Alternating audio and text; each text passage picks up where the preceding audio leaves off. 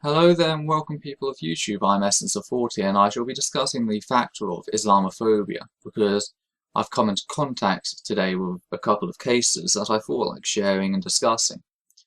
The first case was with Cheeky Vimto08 and if you're not subscribed to him, be sure to do so. Now, if you are subscribed to him already, you may have realised that he uploaded a video and that this video is very quickly false flagged. Now I say false flags because the video states it was flagged for hate speech. However, you can go and check this video on mirrors anywhere, and there's no hate speech really to be found. So, but that's just my own judgment. Be sure to go check it out yourself. I shall link down below. So that was the first instance today. Then the second instance was when I was on Facebook looking around, and I saw the post by the crew at BetterOffDamned, i.e. David mostly, talking about how they've been posting Christian content for so long and they've not had so many complaints, but the moment they post a single post about Islam, suddenly they're racist, Islamophobic bigots. And I felt this was a really good point to discuss. What is a phobia? A phobia is an irrational hatred, fear, or disgust of something. But how do you distinguish this? Well, the easiest way actually to distinguish this is to see a person's reaction to that thing. We all have things that we dislike, but just because we dislike them doesn't mean that we're going to go apeshit the moment that they're around. I dislike bread pudding, for example. But the moment I come into contact with bread pudding, I don't, throw the bowl across the room and attack the chef. That would be a phobia of bread pudding if it led me to doing that action. So, does the word phobia truly fit for criticism of the Islamic faith?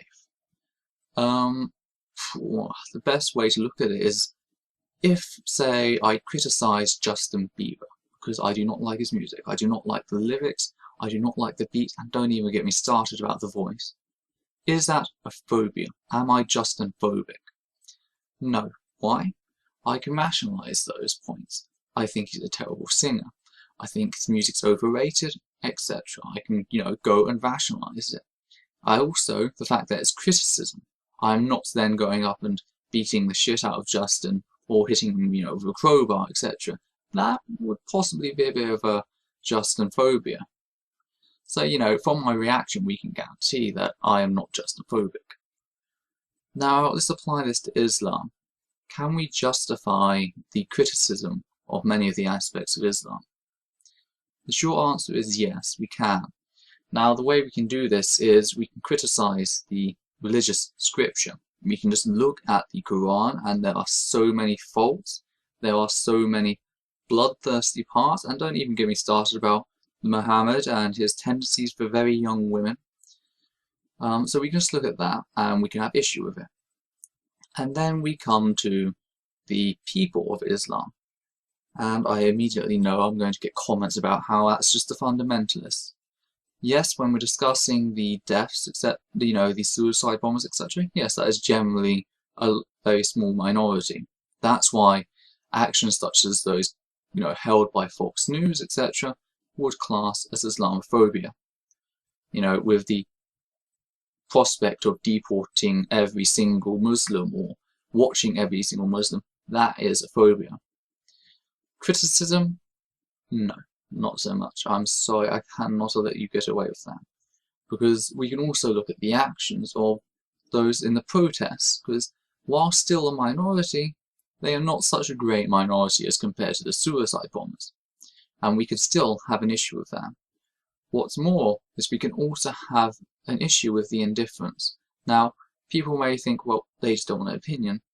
Compare and weigh out the number of people who reacted negatively to the innocence of Islam compared to the number of Muslims who stood up for their right to freedom of speech. And you'll find it is very outbalanced. Indifference can be an enemy. This was, proven in World War II. Well, pre-World War II in Nazi Germany. Indifference can be damaging.